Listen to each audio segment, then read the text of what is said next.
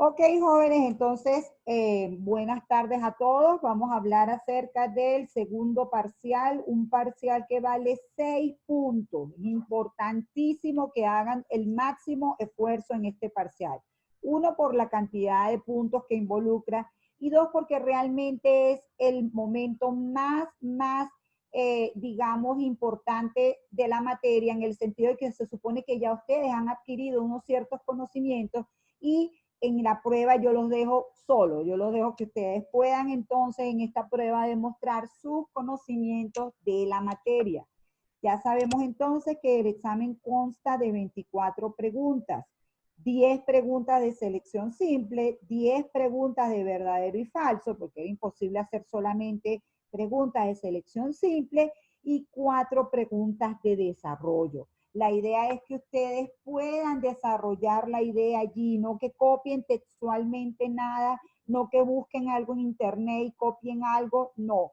Que se demuestre, jóvenes, que ustedes están estudiando y que están ustedes haciendo el esfuerzo por entender las relaciones y por entender las teorías que allí se preguntan, ¿ok? O lo que allí se pregunte, que se vea ese esfuerzo.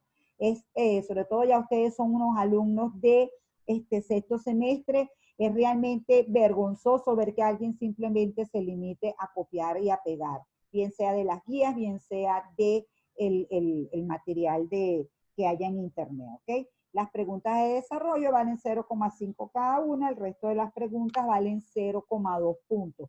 ¿Se pueden regresar? Sí se pueden regresar, es una cualidad que yo no les quito.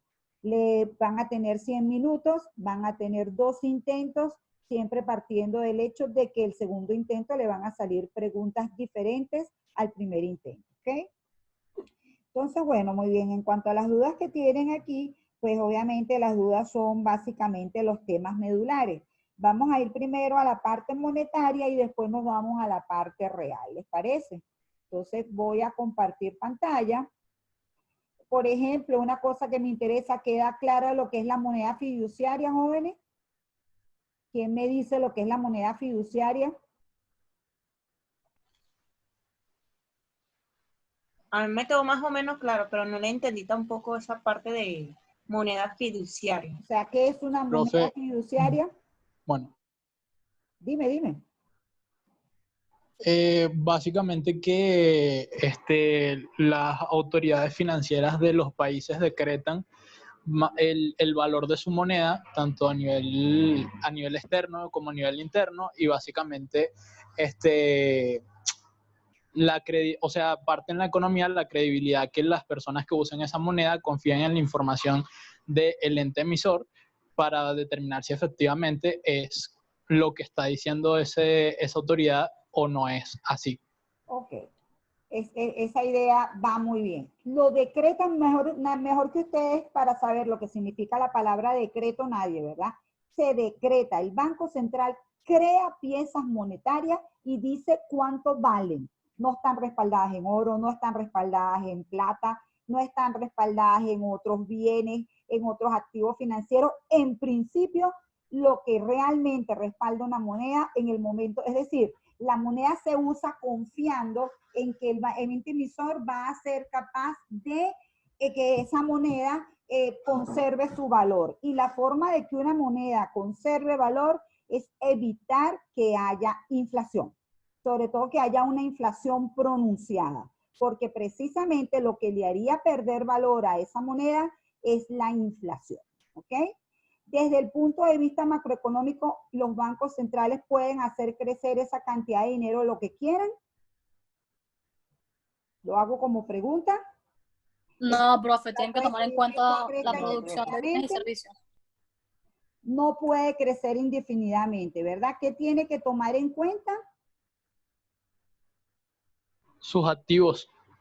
No, lo que estaba diciendo Rachel. ¿Qué tiene que tomar en cuenta? La producción de bienes y servicios en el país. Producción de bienes y servicios, jóvenes. Entonces, importante comenzar por lo primero. El dinero es una mercancía única que no se demanda por lo que es, sino lo que puede hacerse con él. Y básicamente, y lo más importante que puede hacerse con él, es intercambiarlo por otros bienes y servicios, jóvenes. Por eso es que un precio es la relación a la que se intercambia dinero por un bien y servicio. Porque en principio el dinero existe para poder facilitar las transacciones de bienes y servicios, ¿ok? Eso es lo que tenemos que entender que son dinero. Si ese dinero no va a ser, si ese activo no va a ser utilizado para ser intercambiado por otros bienes y servicios, sencillamente no es dinero. Por eso ven que existen varios tipos de dinero, entre ellos incluidos el dinero mercancía, que ya en la actualidad poco se utiliza, a menos que sea una economía que esté ocurriendo destrucción de valor, pero en teoría las economías ya no usan otro activo, otra mercancía distinta a las monedas y billetes y al dinero electrónico o al dinero que está en el sistema financiero, porque ya se ha demostrado que no hace falta hacer, o sea, que el trueque sería una relación muy engorrosa, ¿ok? Pero inclusive en las economías, por ejemplo, cuando ocurrió la Segunda Guerra Mundial, en los campos de concentración, los cigarrillos fueron utilizados como dinero.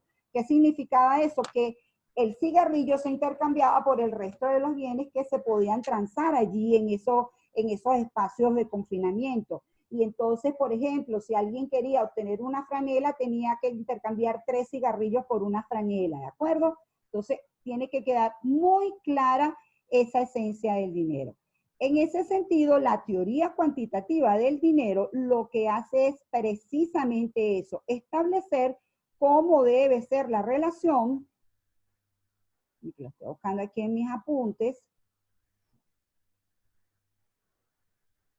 establecer cómo debe ser la relación entre el mercado de dinero y el mercado de bienes y servicios. Entonces, podemos empezar aquí por atar las preguntas que me hacía, por ejemplo, cuando me hablaban de la demanda real y de dinero y la demanda de bienes y servicios. Resulta que nosotros vamos a tener de este lado el mercado de dinero, ¿verdad? Y en el mercado de dinero las variables van a ser oferta de dinero, demanda de dinero y el precio del dinero, que es la tasa de interés.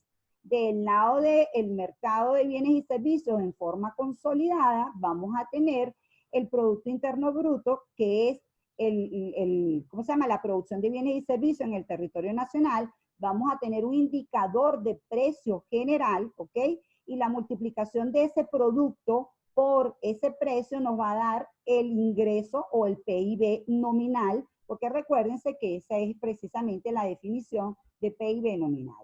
Entonces, cuando tenemos en una ecuación cuantitativa del dinero, tenemos esos elementos. Del lado del mercado monetario tenemos la oferta de dinero, porque este dinero es el que va a ser utilizado para hacer todas las transacciones que se hacen en esta economía. Por eso que la versión más originaria de esta teoría cuantitativa del dinero, aquí en vez de estar los bienes nuevos solamente, están todos los bienes y aparece una T de transacción. Al no poderse cuantificar todas las transacciones que se hacen en una economía, no solamente la de bienes nuevos, sino también las de bienes usados, pues entonces nada más hacemos la de bienes nuevos y esta equivalencia de alguna manera se mantiene, ¿ok? Entonces, ¿qué va a ocurrir aquí? Va a ocurrir que se producen unos bienes y servicios, que esos bienes y servicios se valoran a un precio corriente y que del otro lado va a haber una cantidad de dinero que va a estar circulando, rotando, siendo gastada un determinado número de veces y que eso debe estar en equilibrio, ¿de acuerdo? Siempre que la cantidad de dinero crezca por encima de lo que lo hacen los requerimientos de la economía, pues entonces el efecto se va a ir vía precios, ¿ok? Lo que hace esta teoría para entender mejor la relación de estos dos mercados y sus efectos sobre los precios es que establece que esta velocidad del dinero es constante. ¿Entendemos lo que es la velocidad del dinero, jóvenes? Que esto es un valor que, como lo que ocurre es que aquí, por ejemplo, no se intercambia el billete con el cereal 50, 28, 30 por el kilo de harina pan. No, el mismo cereal, el mismo billete que tiene el cereal 20, 50, 78 va a estar cambiando de mano y va a servir para adquirir varios bienes y servicios. ¿Se entiende? Ah, jóvenes. Sí, profe. Ok, en ese sentido, por este lado, nosotros lo podemos ver del lado de las ofertas o lo podemos ver del lado de las demandas. Del lado de las ofertas, por aquí vamos a tener la oferta de dinero, que la oferta de dinero la surten dos entes importantes en el mercado monetario. Uno es el Banco Central, que hace una emisión primaria de dinero, y otro es los bancos comerciales, que hacen emisión secundaria de dinero. Eso permite generar una gran masa, una gran cantidad de dinero, que es la oferta total, ¿ok? Y de este lado del mercado real, bueno, ya hemos hablado suficientemente de cómo se calcula el PIB real a precios constantes, perdón, al PIB real a precios constantes, y cómo esa relación esconde el PIB real por el precio, y eso significa el PIB nominal. Si lo vemos del lado de las demandas, jóvenes, este PIB real es gastado por los agentes económicos. Es decir, cuando nosotros vemos el PIB real por el lado del gasto, tenemos el consumo, el gasto, la inversión, las exportaciones y las importaciones. Es decir, todos estos agentes económicos gastando este ingreso que está aquí. Y esos agentes que quieren gastar esos bienes y servicios tienen que venir al mercado de dinero a demandar dinero. ¿Por qué tienen que demandar dinero? Porque necesitan ese dinero precisamente para poder hacer las compras de los bienes y servicios. Entonces, se entiende como oferta y demanda agregada están aquí de este lado, y como oferta y demanda de dinero están aquí de este lado de la igualdad, y que de lo que se trata es de dos mercados estrechamente interrelacionados, porque la mercancía que se produce aquí se intercambia por el resto de los bienes y servicios. Una manera más clara de entender, ya me ven la segunda, inclusive aquí no es la que quiero. Esta es la que quiero. Una manera más clara de ver la relación entre la cantidad de dinero y los precios es esta que está aquí. ¿Ya ven la lámina que dice relación del mercado de dinero con los precios? Sí, profe, sí lo vemos. Perfecto. Fíjense, aquí lo que hacemos es manipular la teoría cuantitativa del dinero y ponerla en términos de crecimiento. Esta delta que está aquí, lo que significa es aumento de la cantidad de dinero, aumento de la velocidad del dinero, aumento de los precios, aumento del PIB. Cuando lo hacemos en términos de crecimiento, los por se sustituyen por más, ¿ok? La variación de los precios es lo que nosotros llamamos inflación, porque la inflación es el precio continuo, el crecimiento continuo y generalizado de los precios. Si yo despejo este componente de variación de precios aquí, de este lado de la igualdad me va a quedar delta M, que es cantidad de dinero, más delta B, que es velocidad del dinero, menos delta I. Si yo asumo que la velocidad es constante, es decir, que este dinero va a estar rotando de manera constante en el tiempo, yo puedo decir que todo crecimiento de la cantidad de dinero que no sea compensado con un crecimiento de la producción de bienes y servicios va a generar inflación. Eso es lo que a mí más me interesa que ustedes entiendan de la teoría cuantitativa del dinero. ¿Está claro, jóvenes? ¿Alguna pregunta? Concretamente sobre la teoría cuantitativa del dinero. ¿No? ¿Todo bien? ¿Quedó más claro, Ratcher y todo? Por eso es que les pongo aquí que la teoría cuantitativa del dinero relaciona el dinero con los precios y el ingreso real, ¿sí? Y si lo quieren poner más amplio, el mercado de dinero con el mercado de bienes y servicios. ¿De acuerdo? Hay otra forma de verlo por el lado de las demandas, que está un poco más complejo aquí, que realmente lo que nos interesa aquí no es tanto que entiendan toda esta adaptación que está aquí, sino que entiendan lo que me explicaba, lo que me preguntaba de segunda forma, creo que fue Anabel la que me preguntó sobre la demanda de dinero y la demanda agregada. Esta es una ecuación que trata de establecer que la demanda de dinero va a crecer en una determinada proporción dependiendo de cuánto sea el PIB real, ¿sí? Y la lógica que está de esto, que es lo que más me interesa que ustedes capten, es que mientras más bienes y servicios se produzcan en la economía, más dinero se va a necesitar, más dinero se va a demandar para producir bienes y servicios. Repito, eso es lo que yo necesito afianzar en ustedes sobre esa teoría. Si no tienen más dudas, puedo pasar a cuantificar el tema de la oferta monetaria y de cómo los bancos crean dinero. ¿Quieren que pase a esa parte?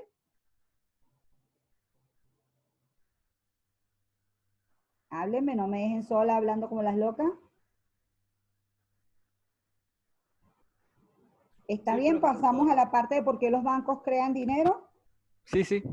Que yo sé que eso tiene su bemol allí, tiene su complicación. A ver si la tengo aquí o aquí. Creo que la tengo aquí.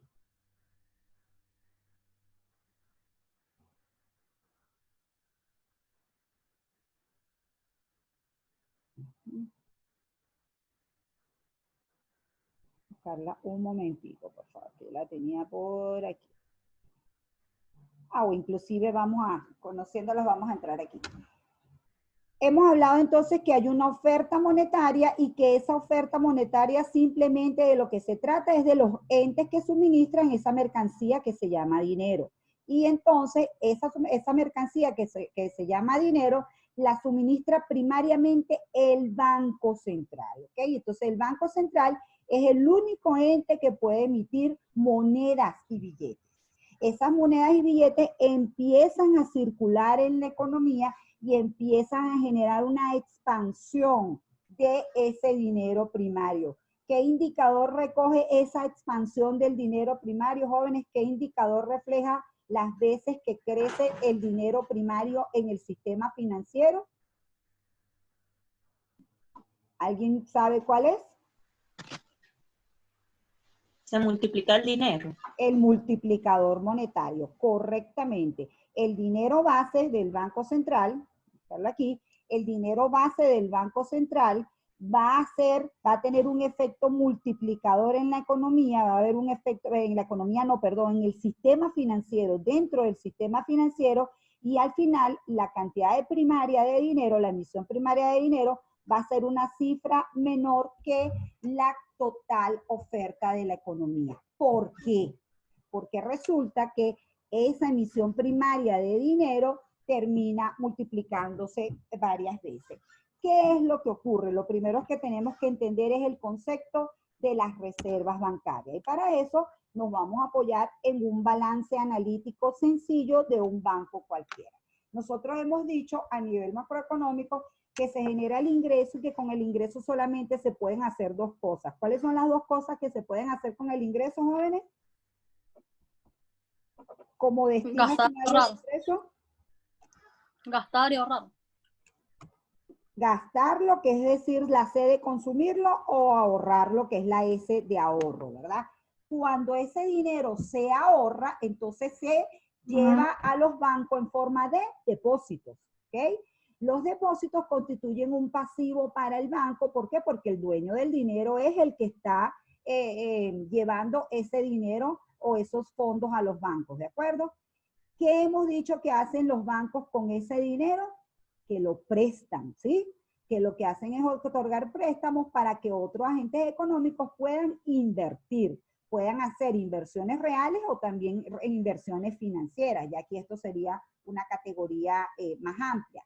Entonces, si ellos ellos efectivamente pueden prestar ese dinero, pero no pueden prestar el 100% de los depósitos, porque resulta que parte de ese dinero tiene que quedar congelado para que se pueda honrar los compromisos con los depositantes en el momento que ellos quieran que su dinero les sea devuelto, ¿sí? Lo que ocurre muchas veces en un banco, que muchos entran a depositar y otros otras personas van a retirar, y los bancos tienen que tener fondos para compensar o para poder honrar esos retiros.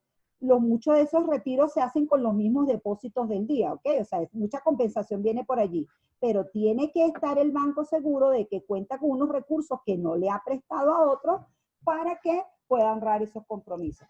Esos son las reservas bancarias. Por eso que las reservas bancarias al final son el porcentaje de los depósitos que aparece inmovilizado, ¿ok? Que aparece, y ahí ¿dónde están esas reservas bancarias? La mayor parte de esas reservas bancarias están depositadas en cuentas del Banco Central de Venezuela. Es el Banco Central de Venezuela ahora el que es el banco que recibe los depósitos de los otros bancos. ¿Se entiende esto?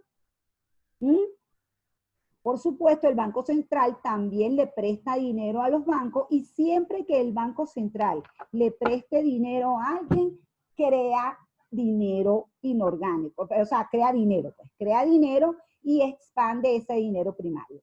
Lo que quiero decir, jóvenes, en una primera instancia es que el dinero no solamente está restringido a las piezas monetarias, sino que se va creando un gran volumen de dinero que se llaman reservas bancarias y que forman parte de la base monetaria. Cuando tienen allí la base monetaria, van a tener las monedas y billetes más las reservas bancarias, y como lo vamos a ver en las estadísticas, ahorita después que veamos lo del multiplicador, ese componente es el más pesado, ¿ok? Entonces, bueno, entendido el concepto de reservas bancarias en su parte más básica, como ese dinero que queda congelado aquí, inmovilizado. ¿Ah, jóvenes? Sí, profe. Ok. ¿Qué ocurre con el resto del dinero? Bueno, tratamos de hacer un ejemplo aquí, pero si quieren hacemos un ejemplo con nosotros mismos. Puede ocurrir que el Banco Central haga una primera emisión de monedas y billetes de 1000, ¿ok? Y esas monedas y billetes de 1000 salgan a circulación en la calle. Y entonces supóngase que de ese dinero, 800, o para hacerlo con este circuito mejor, de ese dinero, 1000 son depositados en el banco. ¿Qué puede hacer el banco con ese dinero? Tiene 100 que tiene que dejarlos congelados, pero tiene 900 que puede prestar, ¿ok? Que los tiene ahí para hacer préstamos. Cuando alguien va y supónganse que Rapsel va y solicita un préstamo y el banco supóngase que le presta todo lo que tiene y le presta los 900, el banco está creando un depósito adicional de 900 para entregarle ese dinero a Rapsel, ¿ok? ¿Y qué hace Rapsel con ese dinero? Va a hacer una serie de compras, va a hacer una serie de inversiones y al final ese dinero va a parar a las manos de alguien más y esas personas van a volver a ir al banco a depositar ese dinero, ¿ok? Cuando se deposita ese dinero, el banco, pues supóngase que ese dinero sea depositado en el banco 3, ese banco cuando lo preste vuelve a crear una cuenta, ¿verdad?, de depósito para la persona que pide prestado ese dinero. Entonces, como ustedes, como trato de señalarles aquí, cada vez que esta emisión primaria de dinero que haya hecho el Banco Central empieza a moverse de manos y empieza a entrar otra vez al sistema financiero y los bancos vuelven a crear otras figuras de préstamo y aumentan los depósitos de esos entes a los cuales le han prestado el dinero, todo eso va incrementando los depósitos del banco. ¿Hasta cuándo llega este circuito o este efecto multiplicador? Hasta que el último dinero que estaba en la calle queda como reservas bancarias. Esto hace que entonces el dinero literalmente se esté multiplicando. Y más ahora que hay todas unas posibilidades de hacer todo esto de manera contable, de manera electrónica, y entonces todo queda reflejado en los balances de los entes privados y de los entes públicos. Por eso es que es muy importante que la gente entienda que el respaldo del dinero, la gente siempre busca obsesivamente que el respaldo del dinero sea el oro, o sea la plata, o sea las reservas internacionales. Por supuesto vamos a ver que hay unos activos que respaldan el dinero, pero principalmente la actividad está aquí, jóvenes. Todo el crédito se basa en en un compromiso que asume alguien de que con el dinero que le van a prestar va a crear un negocio o una actividad que va a generar rendimientos y que va a aumentar el ingreso de la economía y todo eso va a seguir sustentando el respaldo del dinero. ¿Cómo vamos con eso, jóvenes? Bien, profe. Entonces, en definitiva, el multiplicador monetario, ¿qué es? Es las veces que se multiplica el dinero base, el dinero creado por el Banco Central. Déjenme enseñarles cifras. A ver si las tengo aquí o las tengo del lado de ubicarme aquí.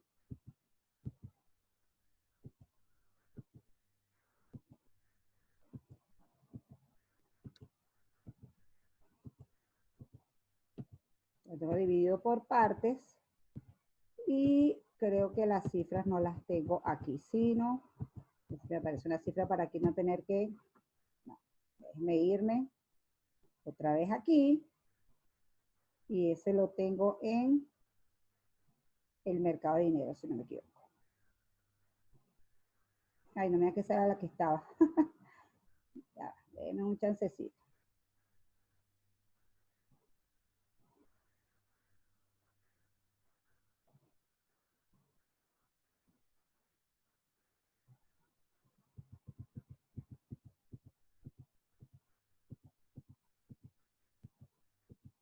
Ya va, que no me aparecen aquí los nombres. Ay, ay, ay, téngame paciencia. Mercado del dinero. Por eso está. Ok, aquí. ¿Ya ven el cuadro, jóvenes? Tengo un tema aquí con una raya. ¿A ustedes también los perjudica la raya esta? No, profe, yo no veo ninguna raya. Ah, gracias a Dios. Quiere decir que entonces me perjudicas a mí. Claro, pues sus computadoras sí están buenas, tiene lógica. ¿Ven la pantalla completa? Me fui de... Sí, profe. Sí, profe. Ok, fíjense entonces, jóvenes. El mercado de dinero del lado de la oferta, entonces tiene a estos dos grandes gentes. Está el Banco Central y entonces el Banco Central hace la primera creación de dinero. Fíjense que apenas las monedas y billetes en circulación en Venezuela para noviembre del 2017 eran 6.137 miles de millones de bolívares, ¿ok? Luego van a estar los depósitos que tenga el público en el banco, que eso es generalmente pequeño, los depósitos que tienen las sociedades monetarias, y estas sociedades monetarias son simplemente los bancos. Y esta parte que está aquí es la que conocemos como reservas bancarias. Entonces, el Banco Central va a tener dos grandes pasivos, las monedas y billetes y las reservas bancarias. ¿Cuál es el lado de los activos que tiene ese dinero? Están los activos externos, que son las reservas internacionales, ya vamos a hablar después de ello cuando hablemos del Banco Central, y los activos internos, que es los préstamos que haga el Banco Central al sector público, al sector financiero, ¿ok? O a otros entes menores, pero básicamente hace al sector financiero. Una parte de los activos que también tiene el gobierno son los bonos que intercambian el mercado, los bonos del gobierno que intercambia a través de las operaciones de mercado abierto. Cuando nosotros vemos el indicador de la liquidez monetaria, ya esta es la oferta monetaria. Fíjense cómo de 64.567 ha pasado a 40.614. Disculpen que esto está en miles de millones y esto está en millones solamente. Así que le restamos estos tres que están aquí, ¿ok? Entonces, la liquidez es 40.614 miles de millones y la base es 64.500. Quiere decir que ese dinero se ha multiplicado varias veces, ¿verdad? Para saber cuánto se ha multiplicado, simplemente dividimos 40.614 entre 64.567 y me da 40.614 entre 64.567 me da 0,62 veces se ha multiplicado ese dinero. Ya, no sé qué estoy haciendo mal aquí, Dios mío. 40, ¿quién me ayuda? 615 entre 64.567 igual, sí, me da 0,62. Bueno, sí, está... Ah, no, es que la cifra entonces sí están bien. Lo que está malo son las cifras. Déjenme irme aquí. Que aquí sí están las cifras completas. Es que como una reconversión monetaria ahí ha estado medio enredada con la reconversión monetaria. Fíjense, jóvenes, aquí lo tienen. Esta es la base monetaria y entonces si en el año 2018, que era 7,578, 180, 550 millones de bolívares la liquidez y es la base monetaria, mientras que la liquidez es 15.613.089, 176, 36, 36, fíjense que es 15.613 entre 7,572 me da 2,06 veces. Entonces, esta es la forma de calcular el multiplicador. Y repito, es las veces que se expande ese dinero base. Ese dinero, por cierto, recuerden es que entonces se divide en monedas y billetes. O sea, cuando nosotros vemos la cantidad de dinero completa de la economía, van a estar estas monedas y billetes que fue el dinero primario y luego van a estar una serie de instrumentos que son los cuales se deposita el dinero en los bancos, ¿ok? van a estar los depósitos a la vista, que son las cuentas corrientes, van a estar los depósitos de ahorros transferibles, porque recuerden que ahora con tarjetas de débito uno puede movilizar sus fondos, y luego vienen una serie de depósitos que ya tienen, cuando el ahorrista va al banco, desea que el banco le pague una tasa de interés mayor, y para que el banco le pueda pagar una tasa de interés mayor, él tiene que dejar el dinero congelado por un determinado tiempo. O sea, tiene que tener un instrumento que tenga vencimiento a 30, 60, 90 días, 180 días, para que eso garantice una rentabilidad y se le pueda pagar una tasa mayor a los ahorristas, ¿ok? Entonces, es importante entender que este tramo de la liquidez, que se llama cuasi dinero, son instrumentos que no son propiamente dinero, porque no están en forma tan líquida para hacer las transacciones, para hacer compra-venta de bienes y servicios, sino que ahí se ha dejado inmovilizado por algún tiempo. Pero si usted quiere disponer de su dinero, usted lo que le dice a los bancos es que ya no va a dejar el dinero el tiempo que les había establecido, y entonces el banco le cobra una penalidad, pero le da su dinero. Por eso es que se llama cuasi dinero. ¿Está claro esto de dinero y de cuasi dinero? Tiene que ver con lo líquido que sea el dinero, es decir, con lo rápido que se pueda convertir para intercambiarlo por otros bienes y servicios. Por supuesto, las monedas y billetes, que son las que están en poder del público, es lo más inmediato, lo más líquido que hay para intercambiar por otros bienes y servicios. Por eso es que el dinero en efectivo es el activo financiero más líquido. ¿Ok? ¿Me están entendiendo esta parte? Porque me interesan estas relaciones y no sé qué tan claro les haya quedado. Entonces, la liquidez monetaria, cuando nosotros decimos la oferta de dinero es monedas y billetes más depósitos, estamos diciendo que es este tramo que está aquí más todos estos depósitos que están aquí. Sin embargo, dentro de los depósitos hay unos que se consideran dinero porque son más líquidos, y estos también se consideran dinero, pero se lo dice cuasi dinero porque son un poquito menos líquidos. De hecho, en unas economías donde las cosas estén funcionando bien, este tramo suele ser bastante importante, suele representar el 40, el 50, el 60%, porque realmente aquí es donde estarían los ahorros que permiten a la economía invertir. Si este dinero se moviliza demasiado rápido, pues no es tan fácil para los bancos prestarlo, ¿ok? Entonces, si ven la economía venezolana, pues lamentablemente casi todo el dinero, fíjense, del total de la liquidez, que es 40, 614, 469, en el caso del dinero, es 40, 522, 954. Casi todo el dinero está, o casi toda la oferta monetaria está en los activos más líquidos. ¿Cuáles creen ustedes que sea la razón, jóvenes,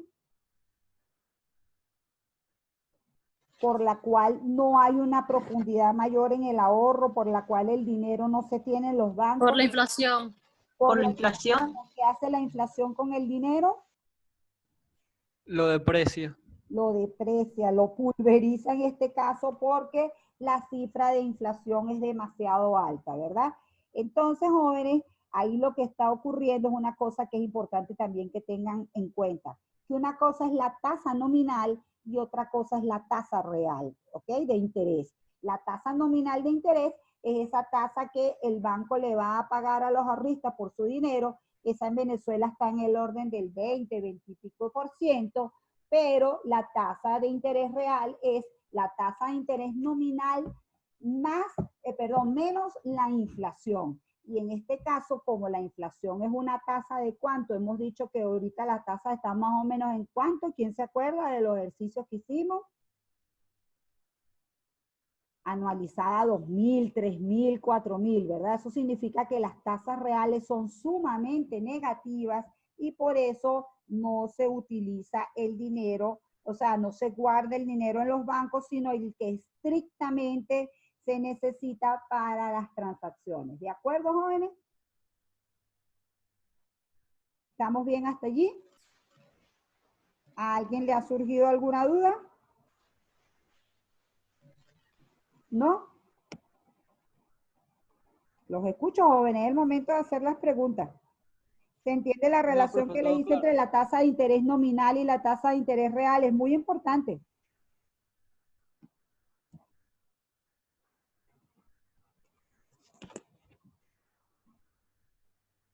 Bueno, Ese silencio asumiremos que todo está bien, pero sí se entiende el efecto de este multiplicador del dinero, jóvenes. Sí se entiende cómo los bancos son un importante oferente en el mercado del dinero,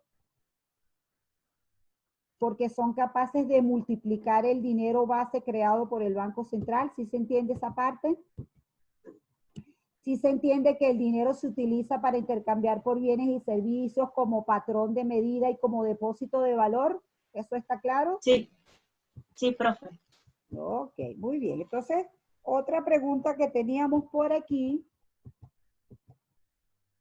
tenía que ver con el tema del Banco Central. Déjenme ver si es aquí que tengo el diagrama.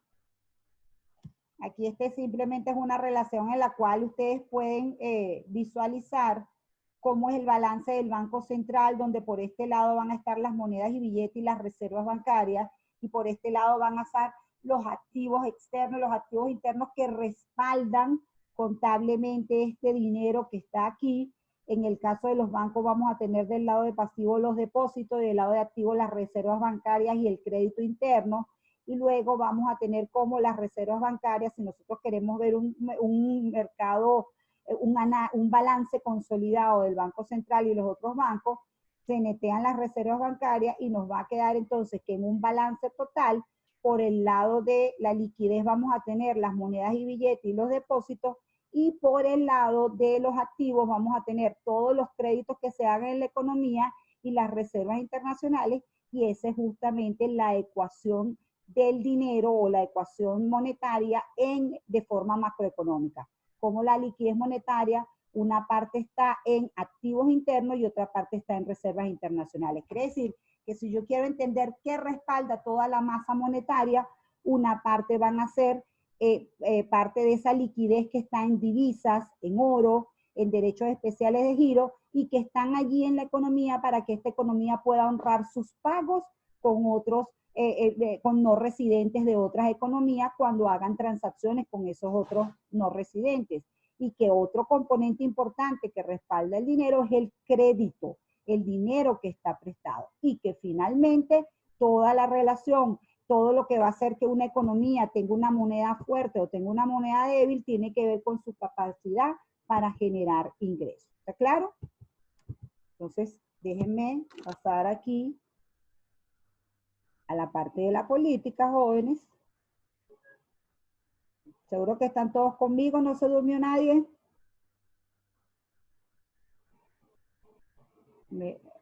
Sí, profe, aquí estamos. El dinero, yo tengo como dos del dinero. Me dice, aquí tengo el diagrama.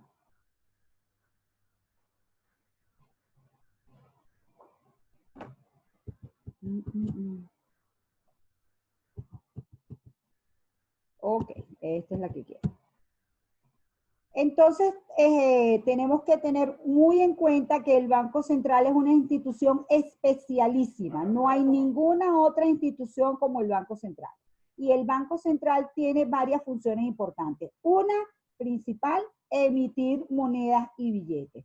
Otra, mantener las reservas internacionales. Es decir, parte de esas monedas y billetes tienen que estar en activos financieros internacionales. Repito, porque esta es una economía que tiene que hacer operaciones con el resto del mundo, y los entes necesitan poder ir al mercado cambiario y obtener divisas o buscar divisas para poder honrar sus pagos. El Banco Central también puede hacer las veces del gobierno, y el Banco Central es el prestamista de última instancia, el garante de todos los pagos nacionales e internacionales.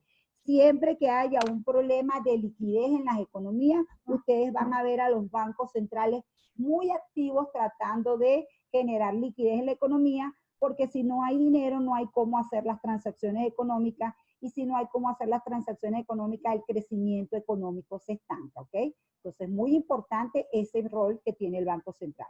Y finalmente, al ser un ente que controla la cantidad de dinero, pues entonces puede utilizar esos instrumentos para lograr que haya crecimiento económico o que haya, ¿cómo se llama?, control sobre los precios. De hecho, su principal responsabilidad es que haya control sobre el crecimiento de los precios, es decir, que la tasa de inflación si bien puede crecer, sea a un ritmo muy moderado. Todo eso es lo que llamamos política monetaria. Entonces, este diagrama que está aquí, tienen que leérselo varias veces y entenderlo bien. Es un diagrama que nos permite ver cómo el Banco Central tiene unos objetivos macroeconómicos muy claros.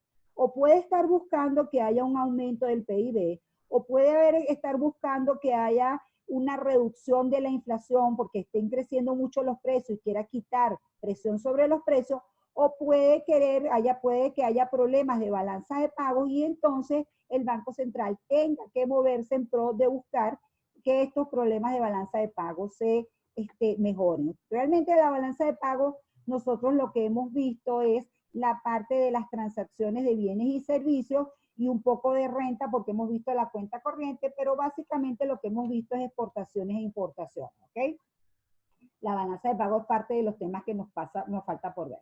Pero sí hemos visto con claridad el objetivo del PIB, la importancia de que la economía crezca y la importancia de que crezca la inflación. Y también hemos dicho que al final lo que hace las actividades económicas es influir sobre los componentes de la demanda agregada, impulsar entonces la demanda agregada para que esto genere un aumento de las ventas y las empresas se sientan estimuladas a producir más bienes y servicios, es decir, a que haya un mayor crecimiento económico de corto plazo porque hay bastante demanda en el mercado, que está la demanda agregada muy activa.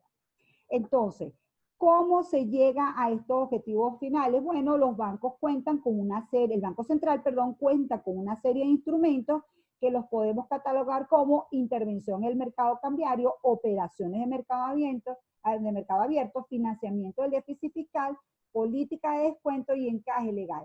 Al final, estos instrumentos simplemente lo que son es movimientos de sus cuentas de activos y cada vez que ellos mueven sus cuentas de activos, entonces mueven la base monetaria y al final la política monetaria expansiva va a ser un aumento de la base monetaria o la política monetaria contractiva va a ser una disminución de la base monetaria. En otras palabras, cada vez que el Banco Central aumente sus activos, está aplicando política monetaria expansiva. Cada vez que el Banco Central disminuya sus activos, está aplicando política monetaria contractiva. Y entonces hay unas variables en control del Banco Central que se van a mover porque el Banco Central mueva sus activos. ¿Cuáles son esas variables? Las reservas internacionales, las reservas bancarias, la liquidez monetaria, que es la cantidad de dinero, y la tasa de interés. Esto lo llamamos objetivos intermedios porque son las variables donde realmente puede influir el Banco Central con sus instrumentos. Y es o el efecto que van a producir estas variables sobre la economía, sobre la demanda agregada, que se logran los objetivos o de aumentar el PIB o de controlar la inflación. Así en esas líneas grandes es que me interesa que se entienda eso. Por eso es que les coloco aquí. Las decisiones de política monetaria persiguen como objetivo final, bien sea aumentar el PIB, controlar la inflación, o que acuérdense que el aumento del PIB también produce o conlleva a una baja tasa de desempleo. Para influir en la oferta monetaria, el Banco Central mueve sus activos de base monetaria y recuérdense que este es el indicador que controla el Banco Central, pero no directamente la cantidad de dinero. ¿Por qué? Porque hay un efecto multiplicador que puede variar y que entonces puede hacer que esta expansión al final tenga un resultado ligeramente distinto en la cantidad de dinero. De todas maneras, lo lógico es que este indicador no se mueva tanto, el multiplicador de dinero, y que aumentos de la base monetaria generen aumentos proporcionales en la cantidad de dinero. Es decir, son cantidades distintas, pero el empuje de esta variable a través del efecto multiplicador va a hacer que esta crezca en la misma proporción. ¿Ok? Entonces, finalmente, el Banco Central aumenta la base monetaria para alcanzar el objetivo de aumentar el PIB y disminuye la base monetaria con el objetivo de controlar la inflación. Esas son las cosas que quiero que queden muy, pero muy claritas. Vamos aquí al objetivo del Banco Central. Entonces decimos, bueno, existen diferentes instrumentos. Uno tiene que ver con lo que haga en el mercado cambiario. Entonces, en el mercado cambiario puede aumentar sus tenencias de divisas, ¿verdad? O disminuir sus tenencias de divisas, dependiendo. De hecho, aquí no necesariamente siempre es una cuestión de política monetaria, sino que genuinamente los entes pueden estar, supónganse que haya una altísima inversión extranjera, y entonces pueden estar entrando muchos dólares a esta economía, y el Banco Central tiene que cambiarlos por monedas y billetes. Entonces, todo aumento de esta cantidad de dólares aquí va a generar una expansión de monedas y billetes, porque se va a haber que generar más bolívares en la economía. ¿Eso se entiende? Sí, profe. Ok, en el caso de los activos internos, aquí entonces estamos hablando de otro tipo de activos. Es importante, por ejemplo, entender que en la mayoría de los bancos centrales el activo que más se utiliza ahorita es sobre todo los grandes bancos como la Reserva Federal, que es el Banco Central de los Estados Unidos, y el Banco Europeo. Lo que hacen es comprar los títulos o vender los títulos del gobierno, y eso se llaman operaciones de mercado abierto. Cada vez que el banco hace una operación de mercado abierto donde compra bonos del gobierno en el mercado secundario, pues entonces está aumentando este activo que esté aquí. Y este activo que está aquí lo tiene que pagar con este pasivo que es para él la base monetaria. Es el único ente en el cual, para poder hacer sus compras, se endeuda más con el público, ¿sí? Véanlo un poco así, de esa manera. El caso es que, repito, a grandes rasgos, lo que más me interesa es que, por ejemplo, si aquel banco está aumentando sus tenencias de activos, está generando una política fiscal expansiva, porque siempre que aumente un activo va a tener que pagar con el recurso que tiene, que es el dinero. Mucho de esto lo podemos ver como una cuestión contable que va a generar estos aumentos que están aquí. Y por supuesto, lo que más me interesa, que me entiendan, jóvenes, es que el Banco Central le puede prestar al gobierno, pero si le presta al gobierno, ¿verdad? Y generalmente el gobierno no devuelve ese dinero al Banco Central, o si la cantidad es muy grande, va a generar lo que nosotros llamamos creación de dinero inorgánico, o lo que va a ser una cantidad de dinero que no está respaldada en la producción de bienes y servicios, y va a generar inflación. Por eso yo le digo que siempre que hay una hiperinflación, lo que sucede es que el sector público está gastando mucho más de lo que él ingresa, y esos compromisos que está asumiendo los está pagando utilizando su potestad que tiene de imprimir dinero, porque recuerden que al fin y al cabo el Banco Central es un ente del Estado. Por supuesto, a nosotros nos interesa que los bancos centrales sean unos entes del Estado que tengan autonomía, que le pueden decir al gobierno, mira, no te puedo prestar hasta cierta cantidad de dinero, porque entonces se va a generar una inflación y eso va a generar una pérdida del dinero, cosa que va a desvalorizar ese activo que le hemos dado al público para que lo intercambie por otros bienes y servicios. Entonces, ¿quedamos claros hasta aquí con toda esta parte, jóvenes? En lo que a mí respecta, creo que por el lado del mercado real ya respondimos, perdón, del mercado monetario ya respondimos, o ya respondí sus principales dudas. Me dicen si tienen una adicional o si podemos pasar al mercado monetario. Perdón, o podemos pasar al mercado real.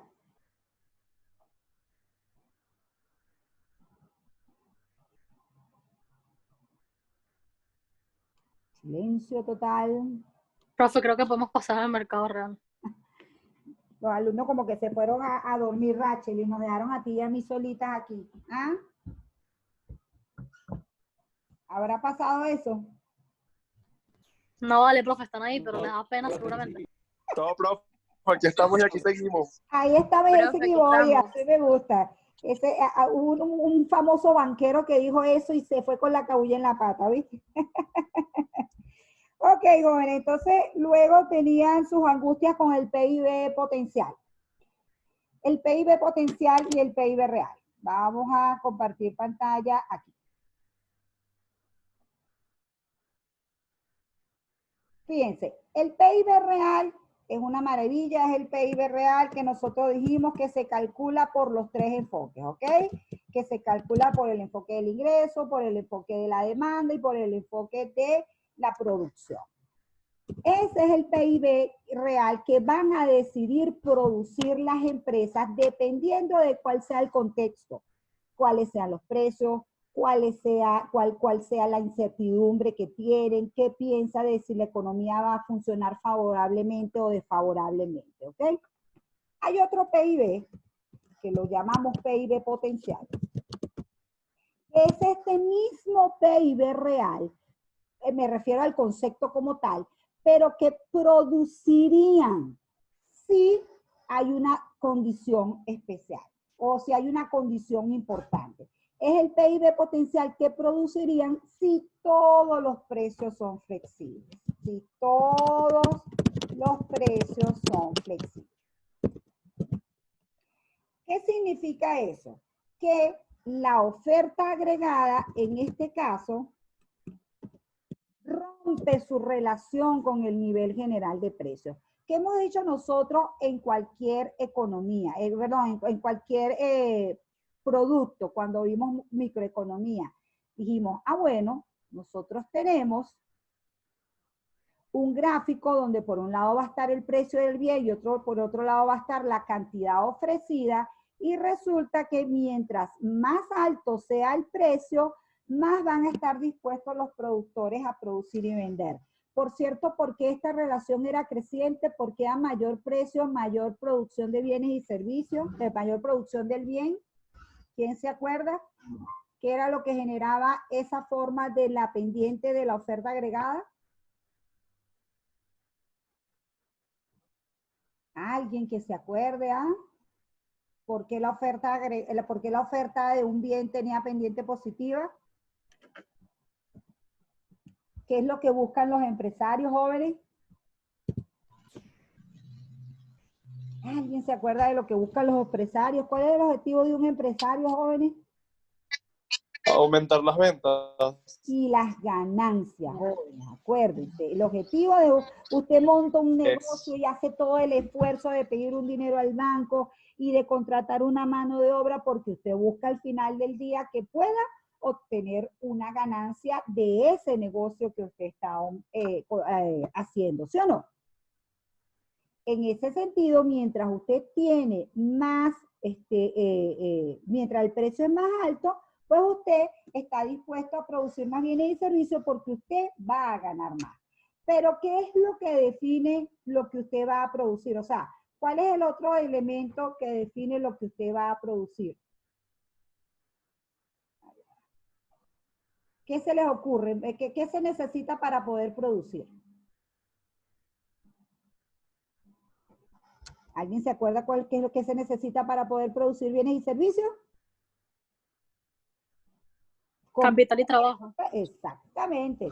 Combinar capital y trabajo. Entonces usted tiene un determinado capital y un determinado trabajo y eso a usted le permite producir. Si usted activa toda esa capacidad de producción y todo ese trabajo, usted puede producir hasta un determinado monto, ¿sí?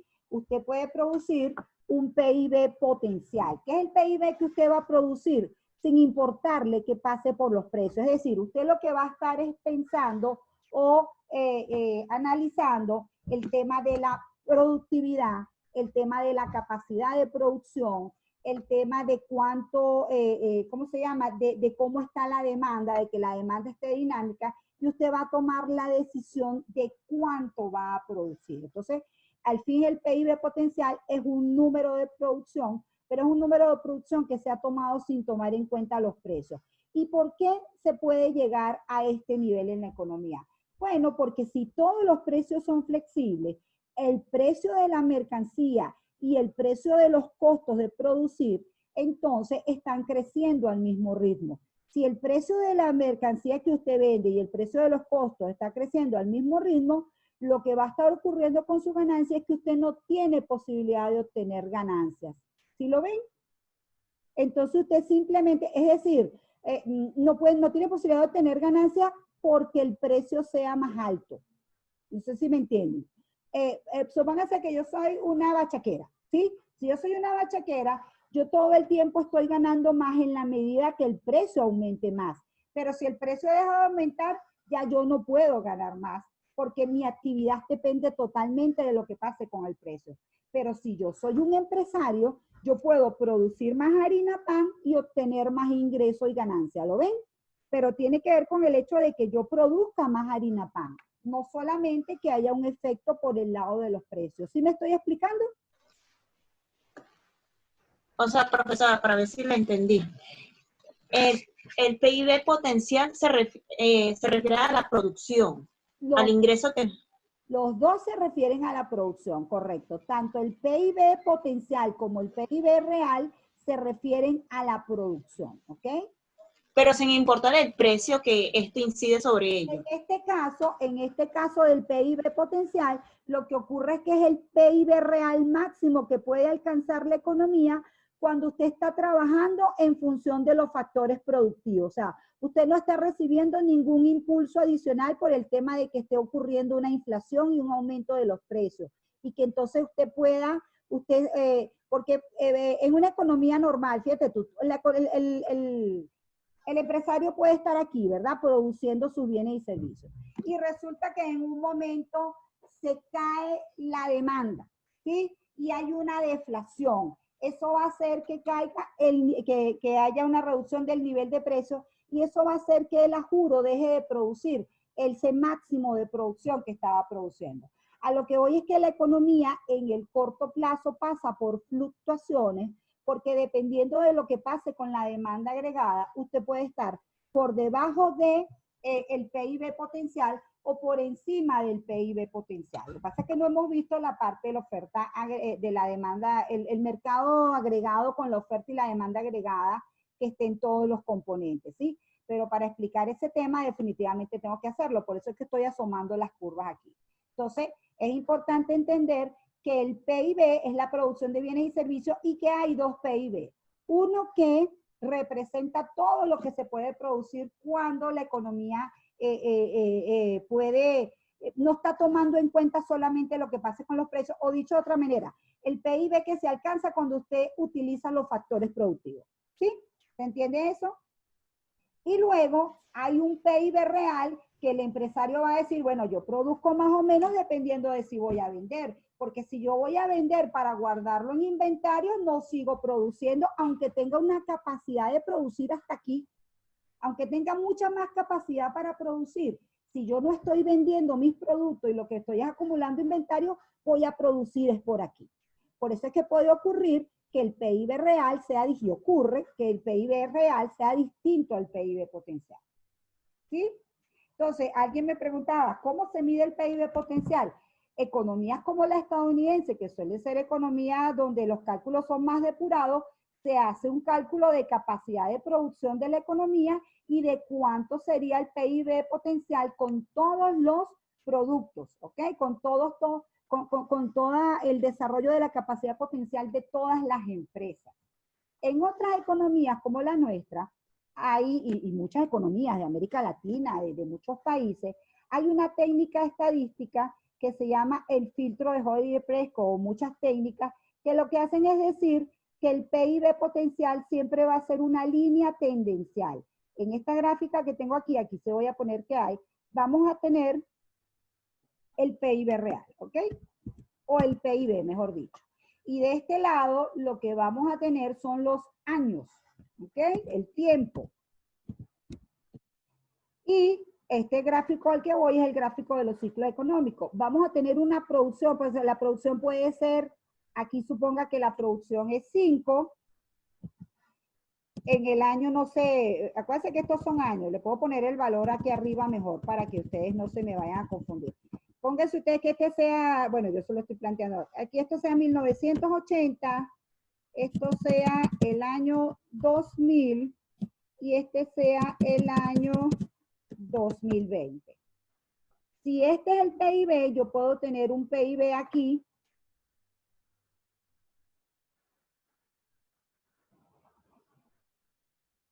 en el año 80, puedo tener otro PIB en el año 2000 y puedo tener otro PIB en el año 2020. ¿Qué está pasando con esos PIB, jóvenes? ¿Cuál es la característica de esos PIB? ¿Quién me la dice? Que está aumentando. Que está aumentando, Ajá, que está ¿verdad? aumentando. Que supónganse que aquí este PIB es 1000. Luego este PIB es 5000. Y luego este PIB es 100.000. ¿Por qué este PIB ha podido subir todo esto? Porque los empresarios han estado combinando, han estado invirtiendo año tras año y han logrado aumentar la producción, la capacidad de producción, perdón, año tras año. ¿Está claro? Entonces, el PIB potencial es el PIB que se puede producir en un determinado momento cuando todos los precios son flexibles, cuando utilizamos toda la capacidad de producción. Pero resulta que ya les hemos dicho que el PIB puede hacer esto. ¿Qué significa esto? Este sería el PIB real en vez del PIB potencial. Quiere decir que usted en un determinado año puede estar produciendo 97.000, pero puede ocurrir que, por ejemplo, ahorita viene una depresión por el COVID-19, la demanda se va al traste y usted puede estar produciendo aquí abajo. Es decir, usted tiene capacidad para producir todo esto, pero resulta que no está vendiendo y como no está vendiendo, entonces su producción real realmente está muy por debajo de lo que es el PIB potencial. Pero inclusive puede ocurrir lo contrario, que usted está produciendo aquí y resulta, o sea, que esta es su capacidad y resulta que usted puede estar produciendo aquí arriba. ¿Qué está ocurriendo aquí arriba? Porque usted está produciendo a este nivel de precio muy por debajo de su PIB potencial. Porque al final estos son precios y cantidades, jóvenes. Y aquí lo que está pasando es que se está vendiendo a precios mucho más altos. Es decir, aquí hay presiones inflacionarias. Y en este contexto lo que está ocurriendo es que la economía está deprimida y no hay presiones inflacionarias. Entonces, esa es la diferencia entre el PIB nominal y el PIB real. Permítanme seguir con el tema de las gráficas porque ahí de darle y darle le vamos a ir llegando. En una gráfica entonces de oferta y demanda agregada, aquí va a estar la oferta agregada de corto plazo y aquí va a estar la oferta agregada de largo plazo. Dame paciencia que les juro que vamos a llegar a entender un poco más esto y además porque es importante. Voy haciendo preguntas mientras voy peleando con esto. ¿Cuál es la diferencia entre el corto y el largo plazo? ¿Quién me dice la diferencia entre el corto y el largo plazo? No todos a la vez, uno solito. Es una cuestión de años. 1 año, 2 años, 3 años y el otro 10 años, 5 años. Jóvenes, no me han estudiado. Profe, creo que es una cuestión de tomar en cuenta el PIB real a lo largo del tiempo. O sea, Claro, varias pero veces. también es una cuestión de que a nivel macroeconómico, en el corto plazo, el factor capital es fijo y el factor trabajo es variable, ¿sí? O puede ocurrir que, y en el largo plazo, perdón, el capital y el trabajo son flexibles. Eso es importante recordarlo. Entonces, este PIB potencial va a ir teniendo esta tendencia creciente porque año tras año el capital del año anterior se le suma a la inversión y se obtiene un mayor nivel de capacidad de producción, que al final eso es un desplazamiento de la función de producción. Y este PIB que está aquí va a ser en una determinada función de producción cuál es la trayectoria. Por eso es que en el corto plazo se puede estar produciendo este nivel o se puede estar produciendo este nivel. Si vuelven aquí, jóvenes, este punto que está aquí, tenemos la oferta agregada con una pendiente vertical, la demanda agregada con una pendiente negativa, como también es la demanda agregada en cualquier mercado, y la oferta agregada de corto plazo con una pendiente positiva. Si nosotros tenemos esto así, significa que la economía está en equilibrio en el corto y en el largo plazo. Aquí, eso lo podemos señalar con estos puntos que están aquí. ¿Okay? Aquí está coincidiendo el PIB real con el PIB potencial. Cuando el PIB real coincide con el PIB potencial, jóvenes, decimos que la brecha del PIB es cero. ¿Por qué decimos que la brecha del PIB es cero? Porque la brecha del PIB, la brecha del producto, es la diferencia entre el PIB potencial y el PIB real. Entonces, en estos puntos que está aquí, es igual el PIB real y el PIB potencial. Aquí lo tendríamos todos juntos, ¿ok? ¿Qué ocurre en el caso de que venga el COVID-19 y genere una dramática reducción de la demanda agregada? La demanda agregada va a volver a estar en equilibrio ahora en este punto que está aquí. Ahora la economía está en equilibrio en este punto que está aquí. Pero en este punto que está aquí, este es el PIB máximo que se puede alcanzar y este es el PIB real. Quiere decir que la economía está en una recesión. ¿Por qué? Porque está operando muy por debajo del PIB potencial. Aquí, en esta racha que está aquí, en esta brecha que está aquí, es una recesión. Y es lo que puede estar pasando aquí. De hecho, la economía ahorita está pasando por esta parte que está aquí. El PIB está cayendo cada vez más. Está cayendo a tasa de 10, de 12. Inclusive se espera que el PIB, por ejemplo, en España caiga 10%, en Perú caiga 12%. Ahí son una recesión tremenda en la que está pasando la economía. Aquí, este es el PIB potencial y este es el PIB real. ¿Ves? Como lo ven aquí, este es el PIB potencial y este es el PIB real. Entonces, aquí, ¿cómo sería esta brecha del PIB? ¿Positiva o negativa? Si es PIB nominal menos PIB real, ¿cómo es esta brecha? ¿Positiva o negativa? Negativa. Repito, tienes que la brecha del PIB es igual al PIB potencial menos el PIB real. Si estoy diciendo que este PIB potencial está por aquí alto y este PIB real está por aquí abajo, ¿cuánto debería ser esa brecha, mis muchachones? Positiva. Positiva, ¿verdad? Positiva porque hay recesión en la economía, hay muchos recursos que todavía no se están utilizando. ¿Y qué es lo que marca esa conducta? Bueno, jóvenes, que la demanda agregada está deprimida.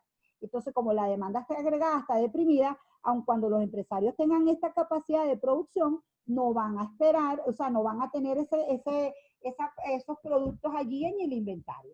Van a esperar a que la demanda tenga otro tipo de conducta, es decir, a que la demanda se revitalice.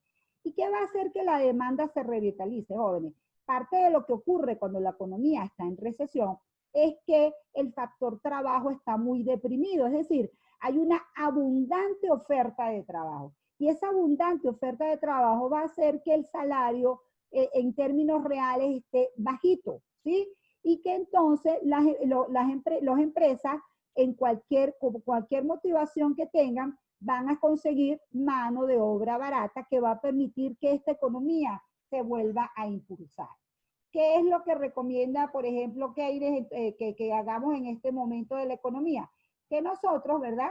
Obviamente esta es una emergencia sanitaria importante. Lo primero es que hay que tratar de conseguir una vacuna y toda esa posibilidad de volver a movilizar el mundo. Y una vez que logremos eso, lo que se va a querer es que la demanda agregada empiece a aumentar otra vez. Supónganse que se solventa toda la situación, se consigue una forma entonces de viajar, ahora todo el mundo viaja con su tarjetita de vacuna de que tiene su combi y empieza a generarse toda una dinámica positiva, las empresas consiguieron una nueva forma de entregarle los bienes y servicios a las personas y la demanda agregada se sigue desplazando y ahora está en este punto. Cuando la demanda está en este punto, aquí lo que está ocurriendo es que el PIB real está por encima del PIB potencial, ¿ok? Entonces se está produciendo a este nivel, pero obviamente a este nivel que se está produciendo, me toca pelear con esto, Dios mío, a ver, porque no se queda, ya que estoy tratando de hacer mi rayita, aquí la cosa. A este nivel que se está produciendo esto, se está produciendo a unos precios mucho mayores. Recuérdense que aquí, por este lado va la variable nivel general de precios y por este lado va la variable PIB real.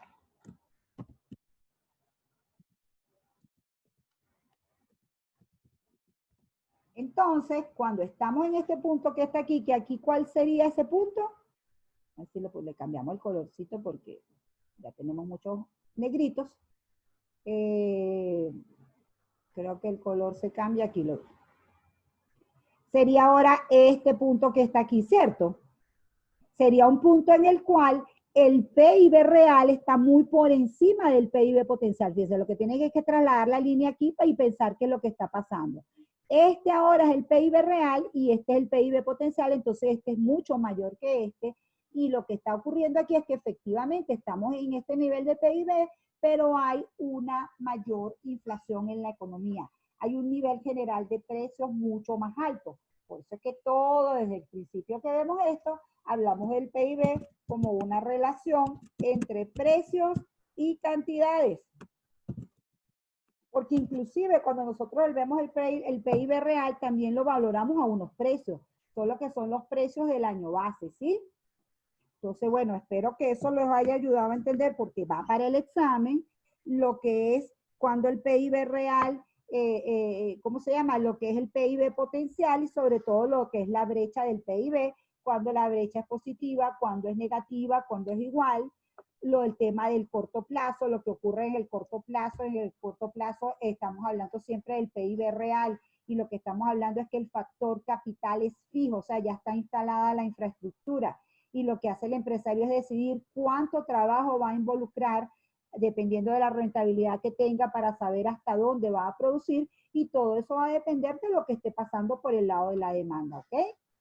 ¿Estamos claros en eso? Profe, En el caso del largo plazo, dame para terminar un momentico la idea, Rachel, en el caso del largo plazo, estamos hablando de que el empresario se olvida de la demanda, se olvida de los precios, simplemente es él produciendo a su máxima capacidad, por decirlo de alguna manera, es decir, él generando factores productivos, mayor aumento de la productividad, generando mayores bienes y servicios. Acuérdense que el empresario siempre es un hombre innovador que está buscando la forma de crear nuevos productos para tener nuevas demandas. Imagínense un señor como Steve Jobs que no se la pasaba preocupado por si el mercado estaba deprimido o no estaba deprimido. Él todo el tiempo estaba generando un bien nuevo que iba a crear en la demanda el efecto de querer tener ese producto y de comprárselo, ¿ok? Dime, Rachel. Si es Rachel la que me está hablando, no sé si era Rachel. sí, profe, en este caso, cuando la brecha sería negativa es por cuestiones inflacionarias, ¿se debe solamente a que hubo un aumento de precios? ¿O se debe también a que La a la demanda está oferta? presionando, o sea, es la demanda la que está ahí ávida de querer bienes y servicios y entonces presiona a que haya un aumento de los precios. Es una demanda agregada tremendamente dinámica que está generando presiones sobre los precios. Por eso es que siempre al final, detrás de todo esto, mis jóvenes, va a estar M por B igual a P por I. ¿Sí?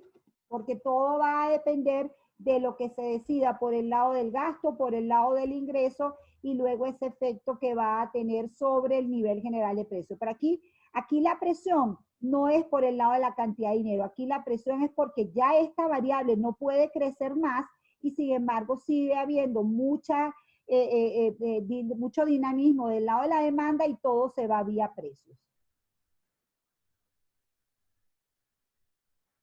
Es como un efecto aquí dentro de esto mismo. Obviamente también vas a estar demandando más dinero, ¿ok?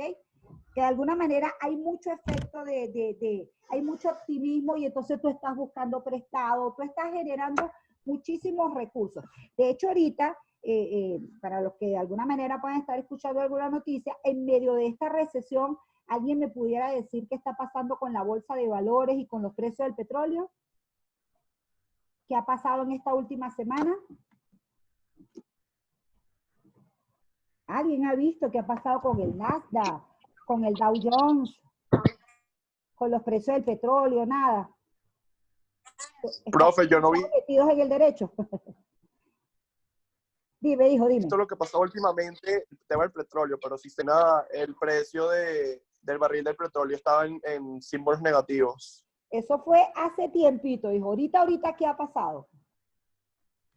Se recuperó Bueno, 135%.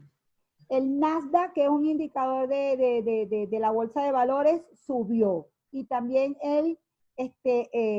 ¿cómo se llama? El Dow Jones. ¿Qué está pasando allí, jóvenes? Que las expectativas de los agentes es que la economía va a rebotar más rápido de lo que se está esperando. O sea, la expectativa es a que la economía se recupere bastante rápido y entonces esta gente está moviendo recursos dentro de los mercados y además, en el caso del mercado petrolero, que genuinamente hay una conexión con el mercado real, lo que tiene que estar pasando es que algunas actividades se están dinamizando. Por cierto que eso me lleva, y que no se me olvide, al tema de lo clarísimo que tienen que estar ustedes en cómo se mide el crecimiento económico y cómo se mide la inflación, no porque les vaya a poner a cálculos en el examen, pero sí porque tienen que entender que la inflación es un crecimiento de ¿qué variable? ¿Cuál es el indicador que crece para saber si hay inflación? Los precios. Ajá, pero ¿cuáles son los indicadores que recogen eso, que miden eso? deflactor del PIB, índice del precio al consumidor. Precios al consumidor y entender muy bien lo que cada indicador de esos recoge, ¿ok? Y en el caso del crecimiento económico, ¿qué variable me permite que haya crecimiento económico? ¿Qué variable me permite chequear que hay crecimiento económico? Aumento del PIB. Aumento del PIB real, ¿sí? El PIB, el cual está valorado a los precios de un año base, ¿sí? Sí. ¿De acuerdo? Bueno, si no tienen otra pregunta ahorita con respecto a ese tema, nos queda la parte que ya la hemos hecho en otro momento, la volvemos a hacer, no hay ningún problema, de cómo pasamos del PIB, el Producto Interno Bruto, al ingreso nacional disponible. ¿Pasamos a esa parte? Sí, profe. Ok. Nosotros hemos dicho que tenemos el Producto Interno Bruto, que es ¿qué? ¿Quién me lo va definiendo, por favor?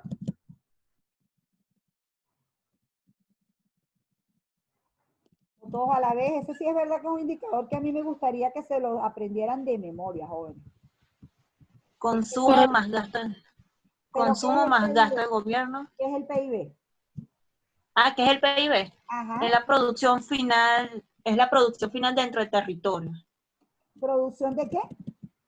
Final dentro del territorio. Ajá, pero ¿de qué cosa? ¿Qué se produce? Los bienes y servicios. Correcto. Producción de bienes y servicios finales en el territorio nacional en un periodo de tiempo determinado. Hay unos señores llamados empresarios que combinan, voy a ponerlo por aquí para que no se nos quite eso de onda, que combinan capital, combinan trabajo y combinan tecnología, ¿verdad? Aquí, tecnología, capital y trabajo, de mayúscula, porque si uno no los ve en mayúscula, siente que están mal escritos hoy. De hecho, vamos a ponerle la L de labor. Combinan capital y trabajo, y entonces esa combinación de capital y trabajo me permite obtener el PIB, ¿cierto? Bueno, traten de entender que esto, bueno, si no lo quito, sigue siendo cosa. Traten de entender entonces que este capital y trabajo me permite a mí producir este Producto Interno Bruto. Y ya hemos dicho que ese Producto Interno Bruto es gastado por el lado de la demanda, es decir, todos estos son componentes de la demanda porque esta producción de bienes y servicios es gastada de esta manera. Entonces, eso ocurre en el territorio nacional en un periodo de tiempo determinado. Los propietarios de este capital, de este trabajo, de esta tecnología, pueden ser residentes o pueden ser no residentes.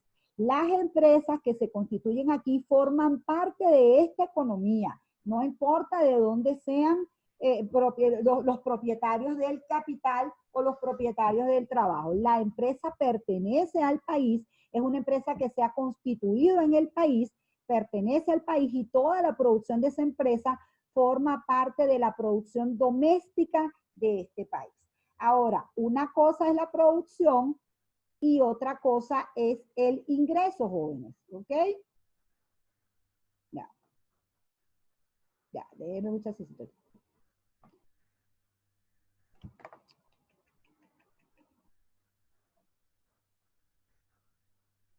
Déjalo acá.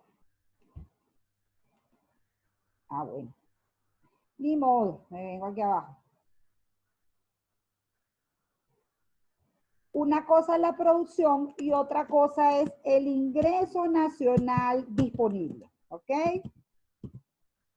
¿Qué es el ingreso nacional disponible? El ingreso nacional disponible es el ingreso generado por los residentes de una economía. No importa dónde pusieron a operar su factor capital o su factor trabajo, su tecnología, lo importante que nos interesa es todo el ingreso que hayan generado y que obviamente esté dentro de esta economía, ¿ok? Porque ese ingreso nacional disponible es lo que van a consumir los residentes de esa economía por un lado o van a ahorrar los residentes de esa economía. ¿Cómo se llega a ese ingreso nacional disponible, jóvenes? Para llegar a ese ingreso nacional disponible, el primer ajuste que hacemos es que al Producto Interno Bruto le tenemos que restar, ¿qué, jóvenes? ¿Quién se acuerda la primera ajuste que le hacemos al Producto Interno Bruto para llevarlo al ingreso nacional disponible? Creo que es la deflación. Depreciación. Ojo que deflación es la reducción del índice general de precios.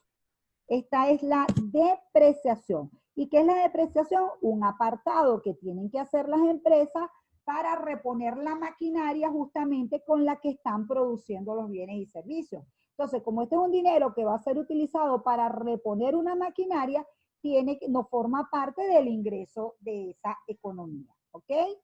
Que eso, si yo quiero saber cómo se llama este resultado que está aquí, esto se llama Producto Interno Neto, ¿sí? Es el Producto Interno Bruto menos la depreciación, se llama Producto Interno Neto. Ese neto significa que no tiene la depreciación, ¿ok? ¿Qué es otra cosa que tengo que hacer? Tengo que traerme el ingreso de factores productivos que los residentes de mi economía se ganaron en otras partes del mundo con su factor capital o su factor trabajo y se trajeron a mi economía porque eso forma parte de mi ingreso. Y además le tengo que restar el pago de factores productivos porque resulta que hay no residentes que estuvieron en esta economía que eran propietarios de capital y trabajo y, por ejemplo, decidieron llevarse parte de los dividendos, decidieron llevarse, si eran trabajadores, parte de su sueldo, ¿sí? Se lo llevaron a su economía de origen y obviamente eso no va a formar parte de mi ingreso. ¿Qué es otro ajuste que tengo que hacer? Tengo que sumar las transferencias corrientes recibidas, es decir, donaciones, regalos que haya recibido de residentes de otros países y que me hayan dado. ¿Cuáles son esas donaciones, esas transferencias más típicas? Las remesas, jóvenes. ¿Por qué? Porque puede ocurrir que parte de los habitantes que estaban en esta economía se fueron a otra economía, se hicieron residentes de otra economía, pero tienen familiares en esta economía de nosotros y entonces le mandan dinero a sus familiares que tienen aquí. Puede ocurrir que sea una economía lo contrario, una economía que tenga transferencias corrientes pagadas, ¿ok? ¿Por qué? Porque aquí es al revés. El dinero sale de esta economía al resto del mundo porque resulta que entonces estos residentes le están mandando remesas a alguien. También les dije que ocurren muchas transferencias cuando hay algún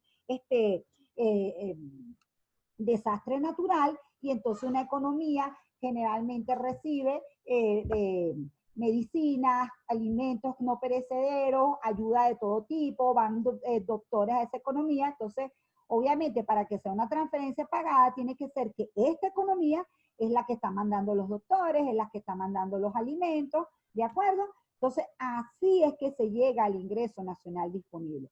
Si ustedes me preguntan una gran diferencia entre el Producto Interno Bruto y el nacional disponible, bueno, no es que me la pregunten a mí, es que está intrínseca en el concepto. Es que este es el ingreso generado por los residentes, en cambio, esta es la producción que se generó en el territorio nacional, tanto por residentes como por no residentes. O sea, aquí no hay distingo de residencia, esta es la producción doméstica, mientras que este es el ingreso generado por los residentes de una economía. Este es el verdadero ingreso que se recibe en esta economía y que es el que va a formar parte del flujo circular de la renta de estos factores que están aquí. Por supuesto, estos son procesos muy dinámicos, pero al final, si nosotros pasamos la película, ¿verdad? O tomamos la foto, perdón, al final del año vamos a tener un monto de PIB y vamos a tener un monto de ingreso nacional disponible. Vamos a tener cuánto fue el consumo total y cuánto fue el ahorro, y así como todos los indicadores. Vamos a tener el tipo de cambio, el nivel general de precios, todos los indicadores macroeconómicos, la tasa de desempleo, y vamos a poder evaluar qué pasó con esa economía, ¿de acuerdo? ¿Alguna pregunta, jóvenes?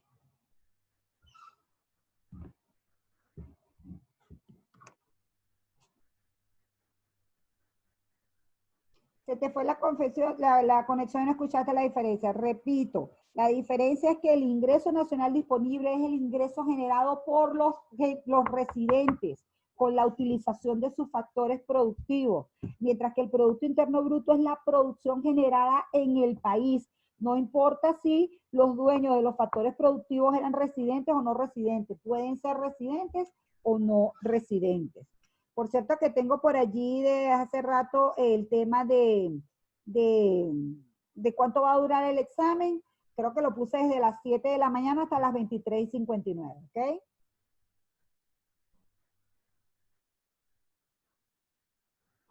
Bueno, jóvenes, no sé qué más puedan tener por allí de inquietud. Aquí es donde realmente me van a demostrar si han entendido. Y tienen la facilidad de que es un examen a libro abierto, insisto. De hecho, yo les había puesto menos tiempo, pero bueno, que si la conexión y no sé qué, empezaron ¿cómo se llama? Las consideraciones de ese tipo de que, bueno, que puede haber problemas con el internet y no sé qué. Inclusive querías dejarles un solo intento. Pero entonces resulta que si mañana se cae M7, aquello es una lluvia de gente desesperada que no es la idea, pues. La idea no es que haya nadie desesperado aquí, que haya gente aprendiendo sobre esta materia, ¿sí? Y entendiendo. Profe, una es pregunta. Importante. Dime, mi amor. ¿Cómo podría ser un modelo de pregunta de desarrollo?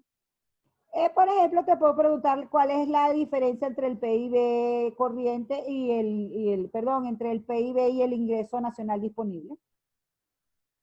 Y en ese caso, o sea, tendríamos que explicarlo, Claro. pero no poner las fórmulas, o hay que también poner las fórmulas de cada No, no hay cosa. que poner fórmula, hay que explicar. Ok, buenísimo. Y en lo posible no copiar la broma de la guía ahí directa, así como, profe, aquí lo tiene, rácata y lanzarlo ahí. Tiene que ser una respuesta. La diferencia es tal, ¿sabes? Es responder la pregunta. Claro, profe, claro. Por ejemplo, tiene que estar muy atento de las características de la economía venezolana. ¿La economía está en qué etapa? Hiperinflación, recesión. Y al final las dos juntas, ¿cómo se llaman? Estanflación. Estanflación. El examen está dificilón, jóvenes, no se puede hacer otra cosa. Como les digo, es el momento de que yo entienda o que yo los ponga a prueba con ustedes mismos de si de verdad entendieron o no entendieron. Ya de aquí lo que nos queda, una tarea más, que como saben en las tareas a mí me gusta mucho que las hagamos en conjunto, porque para mí son una especie, que no significa que no la van a hacer en grupo, la van a hacer en grupo de 3, pero lo que les quiero decir es que las tareas para mí son una oportunidad de que ustedes hagan los cálculos como si estuviéramos en un laboratorio, ¿sabes? Sin el estrés de que no, esto no lo puedo hacer, no, sí lo puede hacer y pues va a recibir toda la orientación para hacerlo. Y el examen final, que al final el examen ese examen final es una lectura económica extensa en la cual más bien es una actividad formativa. Así que realmente el último esfuerzo fuerte que hay es aquí. Con lo que les pido que de verdad estudien, que de verdad traten de entender las cosas para que salgan lo mejor posible.